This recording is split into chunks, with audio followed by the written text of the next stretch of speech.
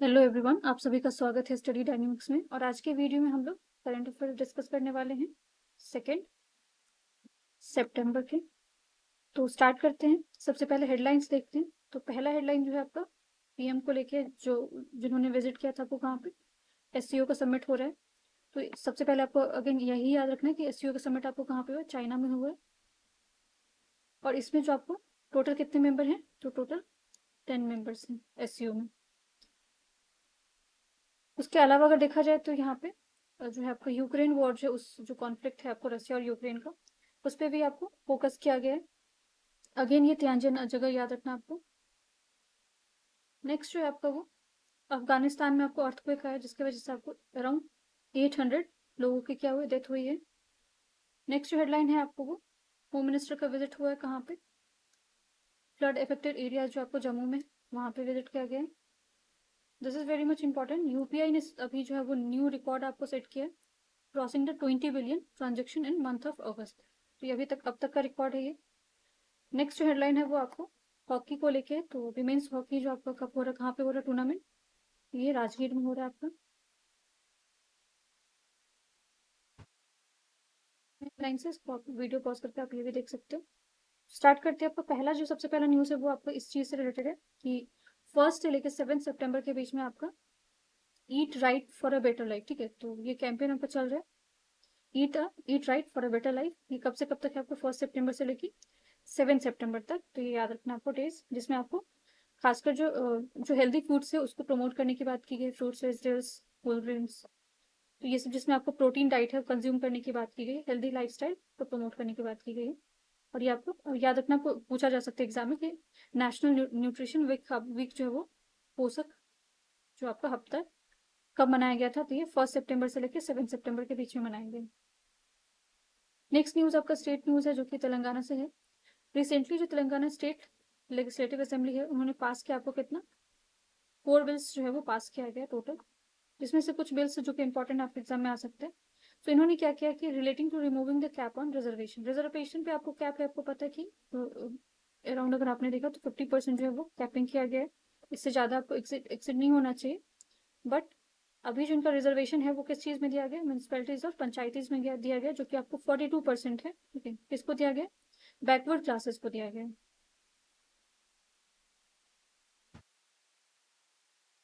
Next जो news है ये अगेन तेलंगाना को लेके ही, तो ये कालेश्वरम प्रोजेक्ट को लेके है।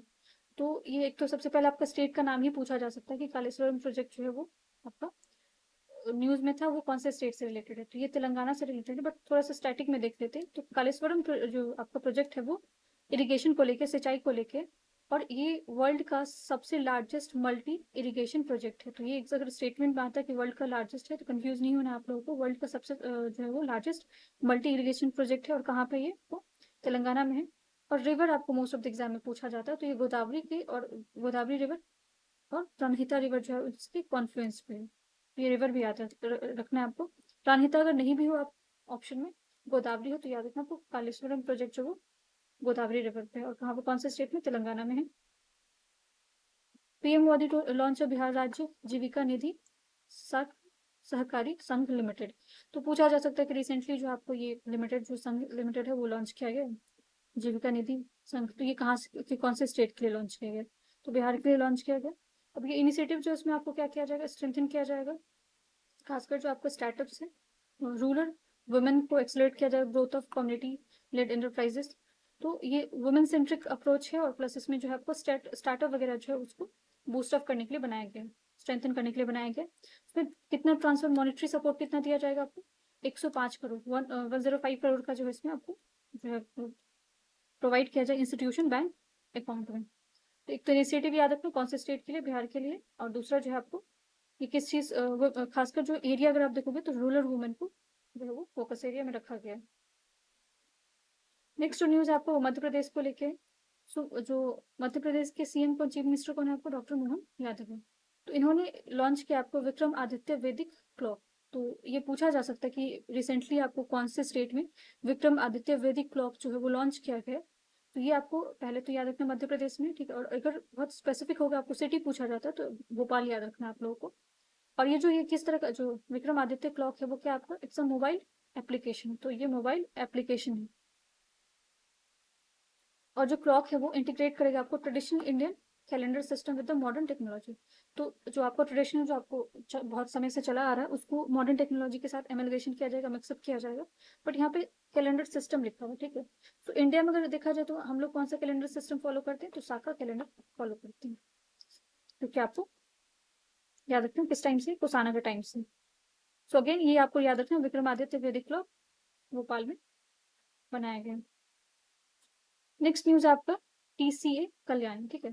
So assume the charge as a new controller general of account. तो ये पूछा जा सकता है कि अभी रिसेंट, क्योंकि अपॉइंटमेंट बेस्ड क्वेश्चन भी आपको एग्जाम में आते हैं, स्कीम बेस्ड क्वेश्चन भी आते हैं। तो अपॉइंटमेंट बेस्ड क्वेश्चन में अगर आपको पूछा जाए कंट्रोलर जनरल ऑफ अकाउंट, जो रिसेंटली आपको किनको दिया गया, तो ये टीसीए कल्याणी है, ठीक है। और जो आपको कंट्रोलर जनरल ऑफ अकाउंट है, ये कौन से मिनिस्ट्री के अंदर आता है, तो मिनिस्ट्री ऑफ फाइनेंस के अंदर आता है। बहुत सारे लोग यहाँ पे कैग से कंफ्यूज हो जाते हैं इसको, ये कैग नहीं है आपको, ठीक है। कैग आपका कॉन्स्टिट्यूशनल बॉडी है, बट ये आपका मिनिस्ट्री के अंदर आता है। कौन से मिनिस्ट्री के अंदर आता है, मिनिस्ट्री ऑफ फाइनेंस के अंदर आता है। ये 29 नंबर की आपको ऑफिसर हैं, जो कि पोस्ट जो है वो होल्ड कर रही है।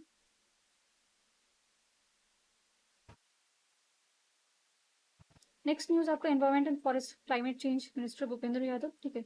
इन्होंने क्या किया, आपको डिस्कशन किया किसके, जो आपके प्रेसिडेंट डेजिग्नेटेड एम्बेसडर हैं, एमरे कोरेडी लॉयगो, ठीक है। सो ये COP30, हमें इसमें से जो पॉइंट है ये याद रखना है कि COP30 के बारे में, क्योंकि COP30 आपको न्यूज में चल रहा है। तो रिसेंट अगर कोई एग्जाम होने वाला तो आपको हो सकता है कि COP30 के बारे में पूछा जाए। तो ये जो COP30 आपको कहाँ पे होगा, तो ये नवंबर में होने वाला है, ठीक है। तो अभी ज़्यादा दिन बचा नहीं है इसमें, तो आपको पूछा जा सकता है। नवंबर में होगा, ये कहाँ पे होगा, ये ब्राज़ील में होगा। तो ब्राज़ील में बहुत सारे समिट हुए, अगर आपको याद है तो ब्रिक्स भी आपको ब्राज़ील में ही हुआ था। और जो आपका ये COP30 है, ये भी ब्राज़ील में होने वाला है। और ब्राज़ील में कहाँ पे होगा, बेलेम करके आपका जो वो आपका सिटी है जहाँ पे ये COP30 होने वाला है। फोकस एरिया आपका क्या है, अमेजोन फॉरेस्ट, ठीक है। अगर आपको पता है तो ब्राज़ील में आपका अमेजोन फॉरेस्ट है। थोड़ा सा अमेजोन फॉरेस्ट के बारे में भी देख लेते हैं, क्योंकि अगर ये फोकस एरिया है आपको COP30 का, तो हो सकता है आपको अमेजोन फॉरेस्ट के बारे में भी पूछ दिया जाए।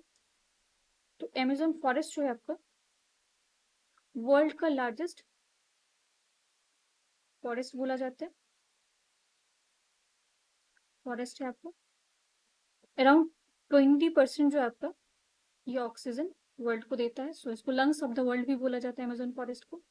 सेकेंड लार्जेस्ट फॉरेस्ट अगर आपको पूछा जाए वर्ल्ड में कहाँ पे सेकेंड लार्जेस्ट फॉरेस्ट, तो ये आपको कॉन्गो में है। और अमेजोन फॉरेस्ट में ही आपको क्या है, अमेजोन फॉरेस्ट के पास जो रिवर के पास अमेजोन रिवर भी है आपको, जो कि वर्ल्ड का लार्जेस्ट रिवर है। वर्ल्ड लार्जेस्ट रिवर अगर पूछा जाए तो दैट इज अमेजोन रिवर। ये न्यूज आपको COP30 था, बट हमने देख लिया कि ब्राजील में क्या क्या चीजें, क्योंकि ये फोकस एरिया, तो मे भी आपको वहां से भी क्वेश्चन स्टैटिक में पूछा जा सकता है। नेक्स्ट न्यूज आपका रजीत पुनहनी, ठीक है। ये आपको अपॉइंट किए गए food safety and standard authority, जिसको हम लोग फसाई बोलते हैं ऑफ इंडिया। ये कौन से मिनिस्ट्री के अंदर आता है, आपको ministry of health and family welfare के अंदर आता है। तो इनकी आप ये क्या बने, आपको डायरेक्टर जनरल बने हैं, ठीक है। तो जो आपको फसाई है, ठीक है, ये कौन से एक्ट से बना हुआ था, 2006 के एक्ट से बना। तो एक्ट याद रखनी, मिनिस्ट्री भी आपको हो सकता है एग्जाम में पूछी, तो ministry of health and family welfare. और जो अभी डायरेक्टर जनरल, ये आप सी बोलो, चीफ एग्जीक्यूटिव ऑफिसर कौन बने, रंजीत पुनिया बने। और ये कौन से स्टेट से बिलोंग करते हैं, तो ये आपको बिहार से बिलोंग करते हैं। Supreme court dismiss the PIL challenging the E20। और जो आपका इथेनॉल E20 है, ठीक है, इस पे पीआईएल फाइल किया गया था, जिसको सुप्रीम कोर्ट ने डिसमिस कर दिया है। तो ये जो डिसमिस हुआ है, तो इसके साथ हमारे लिए क्या इंपॉर्टेंट है, पीआईएल के बारे में समझना जरूरी है। और जो आपको E20 यहाँ पे लिखा, E20 आपका क्या है, इथेनॉल 20। तो ये जो डिसमिस किया कि इन्होंने किया, जो चीफ जस्टिस है आपके इंडिया के B.R. गवई। तो ये स्टैटिक में आपको जो है करंट अफेयर में आपको पता होना चाहिए कि अभी रिसेंट में आपको पूछा जा सकता है कि जो चीफ जस्टिस, क्योंकि इन्होंने ओथ कब लिया था, मई में इनका ओथ हुआ था। तो बहुत रिसेंटली इनका अपॉइंटमेंट, तो अपॉइंटमेंट वाले में आपको क्वेश्चन पूछा जा सकता है कि चीफ जस्टिस ऑफ इंडिया कौन है, तो B.R. गवई है, ठीक है। और पिटिशन इन्होंने क्या किया, डिसमिस कर दिया है। बट हम लोग पीआईएल के बारे में देख लेते हैं, जो पब्लिक इंटरेस्ट लिटिगेशन, ठीक है। सो पीआईएल जो है वो आपको कब फॉर्मुलेट हुआ था, तो 1960s में हुआ था। बट ये इंडिया का आपको ओरिजिनल कॉन्सेप्ट नहीं, ये आपको यूएसए में आया था। यूएसए में 1960s में आया था। बट इंडिया में अगर इसका देखा जाए तो इंडिया में इसको किसने प्रमोट किया था, या फाउंडिंग फादर, इसको इंडिया में किसको बोला जाता है, वी आर कृष्णा अय्यर और पीएन भगवती। तो ये दोनों नाम है, आपको याद रखना कि दोनों ऑप्शन हो सकते हैं कि who is the founding father of PIL, जो या फिर पीआईएल को लेकर किसने इंडिया में आपको जो है प्रमोट किया था। तो ये वी आर कृष्णा अय्यर और पीएन भगवती। कौन सी ईयर में किया था इन्होंने? 1979 में किया था। और 1979 में आपको क्या होता है, एक बहुत ही जो फेमस केस है हुसैन नारा केस, हुसैन नारा खातून वर्सेस स्टेट ऑफ बिहार करके केस है, जिसके बाद आपको पीआईएल का कॉन्सेप्ट इंडिया में जो है आपको स्ट्रेंथन किया गया था, लाया गया था। बट थोड़ा सा क्योंकि यहाँ पे E20 को जो आपका इथेनॉल का जो उस पर किया गया था पीआईएल, जिसको डिसमिस किया गया, तो हम लोग इथेनॉल के बारे में भी देख लेते हैं। सो इसमें E20 अगर लिखा हुआ आपको, तो इथेनॉल में जो आपका पेट्रोल है या डीजल है, उसमें आपको 20% इथेनॉल मिक्सिंग करने की बात की जाती है। तो इथेनॉल जो है आपका वो जो फ्रेंड बायो फ्रेंडली है और इको फ्रेंडली है, तो ये काफ़ी आपके एनवायरनमेंट के लिए अच्छा है। बट इसमें जो इंडिया का क्या क्या अचीवमेंट है या इंडिया का क्या क्या टारगेट अभी तक रहा है, तो जो 20% E20 आपने देखा है वो ऑलरेडी इंडिया ने अचीव कर लिया 2025 में। 2025 अभी कंप्लीट नहीं हुआ, बट इंडिया ने इसको अचीव कर लिया है। बट 2030 तक हमने कितना टारगेट रखा है? 27% का रखा है। इसके अलावा जब इथेनॉल के बारे में बात करते हैं, इसमें 4 जनरेशन आती है, ठीक है। 4 जनरेशन पूछा जाता है, फर्स्ट जनरेशन में आपको कौन सा इथेनॉल आता है, सेकंड जनरेशन में कौन सा आता है, थर्ड जनरेशन में कौन सा आता है। तो जो फर्स्ट जनरेशन की हम लोग बात करते हैं, तो उसमें आपको फूड ग्रेन्स यूज करते थे, किया जाता था, चाहे आपको खाने की जो भी चीज़ है उसको यूज करके आप क्या किया जाता था, इथेनॉल प्रोड्यूस किया जाता था। बट ये आपको बहुत ज़्यादा सस्टेनेबल नहीं था, क्योंकि फूड ग्रेन अगर खाने के लिए ना यूज होकर इसका इथेनॉल बनाया जाए तो फिर फूड शॉर्टेज हो सकता है। फिर इसके बाद आपको सेकेंड जनरेशन डेवलप किया गया, जिसमें आपको क्रॉप्स वगैरह जो रेसिड्यूज होते थे या बैम्बू हुए, इन सारी चीज़ों को यूज करके क्या किया जाता था, आपको इथेनॉल बनाने की बात की जाती थी। फिर थर्ड जनरेशन आपका डेवलप किया, जिसमें माइक्रोब्स को यूज किया जाता था। जो माइक्रोब्स को यूज करके क्या किया गया, आपको इथेनॉल ब्लेंडिंग या इथेनॉल प्रोड्यूस किया गया। फोर्थ जनरेशन जो अभी फोर्थ जनरेशन चल रहा है, जिसमें आपको जेनेटिकली मॉडिफाइड जो आपको क्रॉप्स होते हैं उसको यूज किया जाता है इथेनॉल ब्लेंडिंग के लिए। और सबसे ज्यादा इथेनॉल बनाने के लिए अगर कोई यूज किया जाता है किसी चीज को, तो वो क्या है आपका शुगर कैन है। नेक्स्ट न्यूज आपका European Commission president Ursula von der Leyen. तो सबसे पहले तो आपको यूरोपियन कमीशन के जो प्रेसिडेंट उनका ही नाम याद रखना है, क्योंकि न्यूज में अगर चल रहा है तो हो सकता है क्वेश्चन पूछा जाए। उर्सुला वॉन डी लियोन, ठीक है। तो इन्होंने अभी क्या बात किया कि जो प्लान कर रहे हैं ये लोग, डेवलप करेंगे मल्टीनेशनल ट्रूप डिप्लॉयमेंट, कहाँ पे? यूक्रेन में। तो यूक्रेन को ये लोग सपोर्ट प्रोवाइड करने वाले हैं, कौन? European union. सो यहाँ पे हमारे लिए क्या इंपॉर्टेंट है कि यूरोपियन यूनियन के बारे में देख लेते हैं, ये किस तरह का चीज़ है। तो ये सबसे पहले तो कोई यूरोपियन यूनियन का जो कॉन्सेप्ट है वो वर्ल्ड वॉर सेकेंड के बाद जो ये ओरिजिनेट होता है आपको। बट इस टाइम पे आपको जो 1945 में ये बनता नहीं है आपको, इसका जो है वो फॉर्मेशन कब होता है? 1957 में होता है, ट्रीटी ऑफ रोम। तो आपको एग्जाम में पूछा जा सकता है कि ट्रीटी ऑफ रोम जो किस चीज़ से एसोसिएटेड है, तो ये आपको यूरोपियन यूनियन फॉर्मेशन से रिलेटेड है। जिसमें पहला जो इसको 1957 में अगर देखा जाए तो इसको यूरोपियन इकोनॉमिक कम्युनिटी बोला जाता था। बट इसका रीनेमिंग किया जाता है, इसमें आपको बहुत ज़्यादा जो है वो चेंजेस किए जाते हैं। कब किया जाता है? 1993 में, जब ट्रीटी ऑफ मैस्ट्रेट साइन किया जाता है, तो फॉर्मल तरीके से यूरोपियन यूनियन बनाया जाता है। फिर अगेन इसमें आपको चेंजेस किए जाते हैं। ट्रीटी ऑफ लिस्बन आता है 2009 में, 2009 में जब आता है, तो आपको इसमें और ज़्यादा चेंजेस किए जाते हैं। अभी टोटल अगर देखा जाए 27 मेंबर, क्योंकि जो आपका यूनाइटेड किंगडम है उसने इसको लीव कर दिया, लेफ्ट कर दिया। बट अगर लेटेस्ट मेंबर अगर पूछा जाए आपको कौन है, तो क्रोशिया जो है उसने लेटेस्ट मेंबर, जिसने कब ज्वाइन किया था इसको, 2013 के आसपास इसको ज्वाइन किया था। सो यूरोपियन यूनियन में टोटल आपको 27 मेंबर है। ये आपको पोस्ट सेकेंड वर्ल्ड वॉर जो है उसके बाद ही कॉन्सेप्ट इमर्ज होना शुरू हो जाता है। बट फुल फ्लेज अगर पूछा जाए आपको कब बना था, तो ट्रीटी ऑफ मैस्ट्रिक्ट जो कि 1993 है। और अगर रिफॉर्म पूछा जाए कि ट्रीटी ऑफ लिस्बन किस चीज़ से रिलेटेड, अगेन ये यूरोपियन यूनियन से ही रिलेटेड है। और इसके अलावा जो आपको 27 मेंबर, उसमें से 19 मेंबर जो है वहाँ पे आपको यूरो जो करेंसी है वो कॉमन है, बाकी जो आपको रेस्ट ऑफ द मेंबर है वहाँ पे यूरो कॉमन नहीं है। नेक्स्ट न्यूज आपका अफगानिस्तान को लेकर, तो यहाँ पे 800 पीपल जो है किल हुए किस चीज़ की वजह से, और 2500 पीपल इंजर्ड है। अर्थक्वेक आया हुआ था आपका। तो प्लेसेस इन न्यूज में आपको क्वेश्चन आ सकता है कि कुनार प्रोविंस जो है रिसेंटली न्यूज में था, ये कहाँ पे? या जलालाबाद। तो जलालाबाद आपका ये या कुनार, दोनों कहाँ पे आपका? अफगानिस्तान में है।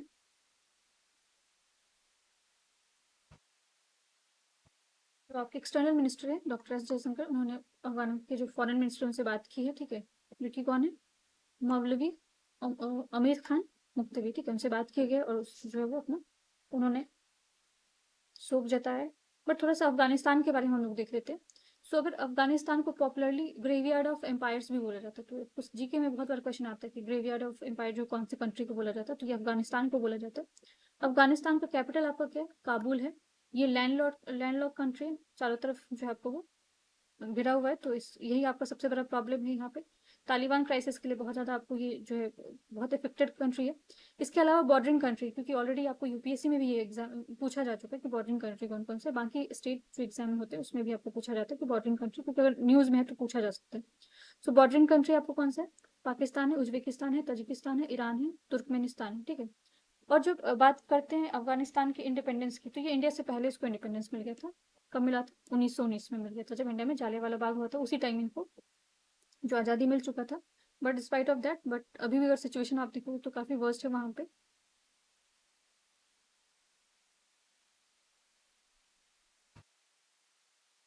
न्यूज़ है आपका यूपीआई को लेके, पहले बता दिया मैंने आपको कि जो ये UPI achieve a new milestone with the first time ever crossing 20 billion transaction in August 2025 में। और यूपीआई को डेवलप किसने किया था आपको? एनपीसीआई ने किया था। कब किया था? 2016 में किया था। और 7 कंट्रीज में अभी इंडिया जो वर्ल्ड में है इसको यूपीआई को एक्सेप्टेड है। ये ऑलरेडी मैंने आप लोग को न्यूज़ में कवर कर रखा है। और ये आप लोग के लिए क्वेश्चन है कि आप लोग मुझे कमेंट सेक्शन में लिख के बताना कि आप लोग को याद है कि नहीं, कौन कौन से 7 कंट्रीज हैं। नाउ ये आपको सेकंड सेगमेंट में ये है कि जो टॉप 10 आपको मोस्ट इंपॉर्टेंट क्वेश्चन है जो कि आपको फर्स्ट फर्स्ट और सेकंड सितंबर से रिलेटेड उसको कवर करते हैं। सो व्हाट की policy change did India announces on 1 September regarding the ethanol? तो इथेनॉल के बारे में ऑलरेडी मैंने आपको बताया, 4 जनरेशन है, उसके अलावा E20 टारगेट ऑलरेडी इंडिया ने अचीव कर लिया है।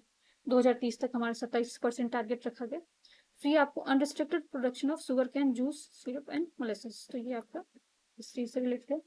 Which is not mention in the, अब यहाँ पे पूछा है कि इसमें से कौन सा आपको मार्केट जो आपको जो क्राइसिस चल रहा है आपको सितंबर में, वो किस चीज़ से नहीं रिलेटेड है? तो ये पॉलिटिकल इंस्टेबिलिटी फ्रांस में चल रहा है आपको, ठीक है।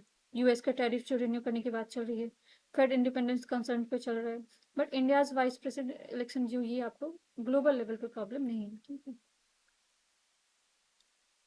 वाई डिड ईडीएफ, ठीक है, ये आपको वर्कर यूनियन पार्टी है जो कि कहाँ पे फ्रांस में उन्होंने स्ट्राइक किया है। कब? 1 सितंबर को। तो आपको पूछा जा सकता है कि ये क्यों किया उन्होंने, तो जो बजट कट किया गया किसके द्वारा? वहाँ के जो प्राइम मिनिस्टर हैं बैरियो, ठीक है, जो कि आपके फ्रांस के हैं। और फ्रांस का कैपिटल क्या है? पेरिस से। और जो आपका एआई सबमिट हुआ था 2025 का, वो आपको पेरिस में ही हुआ था। तो ये भी याद रखना, आपको एग्जाम में पूछा जा सकता है। एक्सरसाइज ब्राइट स्टार 2025, तो ये आपको ये याद रखना कि एक्सरसाइज ब्राइट स्टार जो 2025 का है वो कौन से कंट्री के साथ हुआ है? ये आपका इजिप्ट के साथ। तो इंडिया और इजिप्ट का जो एक्सरसाइज है कौन सा है? Bright star. नेक्स्ट न्यूज है आपका, which part of India is least likely to experience heavy rainfall in September? तो आईएमडी ने आपको रिसेंटली जो है ये मैप दिखाया था जिसमें जिसके अकॉर्डिंग बताया कि आपको रिसेंटली कौन कौन से स्टेट में बहुत ज़्यादा बारिश हो रही है या कहाँ पे नहीं हो सकती। तो उत्तराखंड, राजस्थान, दिल्ली वगैरह में तो बहुत ज़्यादा आपको फ्लड जैसा सिचुएशन चल रहा है, बट साउथ इंडिया में ऐसा कुछ नहीं है। Who assume the post of Bihar chief secretary on 1 सितंबर? तो इन्होंने क्या आपको प्रत्यय अमृत ने किया। विच international summit did PM Modi attend in China 1 सितंबर? तो एससीओ का समिट था ये, जो कि आपको कहाँ पर तियानजिन में हुआ। एससीओ में कितने टोटल मेंबर है? 10 मेंबर हैं। एससीओ का जो कॉन्सेप्ट है वो आपको कब आया था? 1996 में आया था कॉन्सेप्ट, बट इसको बनाया कब गया था? 2001 में। और इसको संघाई 5 भी बोला जाता है क्योंकि इनिशियली 5 ही मेंबर थे। 2017 में आपको इंडिया और पाकिस्तान ने इसको क्या किया था? इंडिया एंड पाकिस्तान ने ज्वाइन किया था। लेटेस्ट मेंबर आपको पूछा जाए तो कौन सा आपको? बेलारूस से 2024 में। और ईरान भी इसका मेंबर है, 2023 के आसपास ईरान भी इसका मेंबर बना था। और संघाई का हेडक्वार्टर आपको पूछा जा सकता है, संघाई, तो यहाँ पे कंफ्यूज नहीं होना आपको, संघाई का बीजिंग जो है इसका हेडक्वार्टर है। अब यहाँ पे 3 कंट्री ने आपको प्लेस लिया है जो कॉपरेट करेंगे एक दूसरे के साथ। तो ये तीनों कंट्री का नाम क्या? इंडिया, चाइना और रसिया, क्योंकि ये तीनों कंट्री आपको यूएसए के द्वारा जो आपको टैरिफ हाइक है इस तरह की प्रॉब्लम है, या फिर रसिया पे आप देखोगे तो यूरोपियन यूनियन का जो है वो किसी तरह का आपको किसी न किसी तरह का टैरिफ जो भी प्रॉब्लम क्रिएट किया जा रहा है। इंडिया भी आपको यूएसए की तरफ प्रॉब्लम फेस कर रहा है, चाइना भी ऑलरेडी है। तो इन तीनों ने प्लेस लिया कि एक साथ कॉपरेट करेंगे। नेक्स्ट न्यूज आपका, on the date which wise जो आपको वाइस प्रेसिडेंट का इलेक्शन होने वाला है वो कब होने वाला है? सो दैट इज ऑन 9 सितंबर को होगा। बट स्टार्टिंग में आपके लिए ये याद रखना, आपको जो वाइस प्रेसिडेंट का इलेक्शन का जो प्रोसेस है वो कौन सा आर्टिकल में मेंशन है, तो 66 में। और ये बहुत भी प्रोमिनेंट क्वेश्चन है जो कि आपको पूछा जा सकता है एग्जाम में, क्योंकि बहुत दिन से आपको ये चीज़ न्यूज़ में चल रहा है। जो इलेक्टोरल कॉलेज होता है आपको वाइस प्रेसिडेंट इलेक्शन का, उसमें कौन कौन पार्टिसिपेट करते हैं, तो लोकसभा के जितने मेंबर हैं वो सब लोकसभा में, ऑल्दो आपको नॉमिनेटेड मेंबर तो अब है ही नहीं, एंग्लो इंडियन जो कॉन्सेप्ट था उसको हटा दिया गया था 104th अमेंडमेंट से 2019 में। सो यहाँ से जितने भी आपको लोकसभा के मेंबर है वो, और राज्यसभा के जितने मेंबर आपको इलेक्टेड प्लस नॉमिनेटेड, क्योंकि आप अगर प्रेसिडेंट के इलेक्शन में देखोगे तो नॉमिनेटेड मेंबर नहीं पार्टिसिपेट करते, बट ये वाइस प्रेसिडेंट का इलेक्शन है तो यहाँ पे आपको नॉमिनेटेड और इलेक्टेड दोनों मेंबर पार्टिसिपेट करते हैं। बट आपको स्टेट जो असेंबली है या स्टेट काउंसिल है उसका कोई पार्टिसिपेशन नहीं होता है वाइस प्रेसिडेंट के इलेक्शन में। What happen in the global market 1 सितंबर को, ग्लोबल मार्केट का क्या हाल रहा आपको, तो मिक्स्ड परफॉर्मेंस रहा, टेक सेल ऑफ रहा, rising gold, mixed equity market, तो इसका ठीक ठाक आपका ग्लोबल मार्केट का रहा है। तो ये आपका क्वेश्चन था प्लस स्टैटिक पोर्शन और जीके वगैरह सब था। आई होप आप लोग को वीडियो पसंद आया हो। वीडियो पसंद आए तो वीडियो को लाइक कर सकते हैं, चैनल को सब्सक्राइब कर सकते हैं। Thank you so much.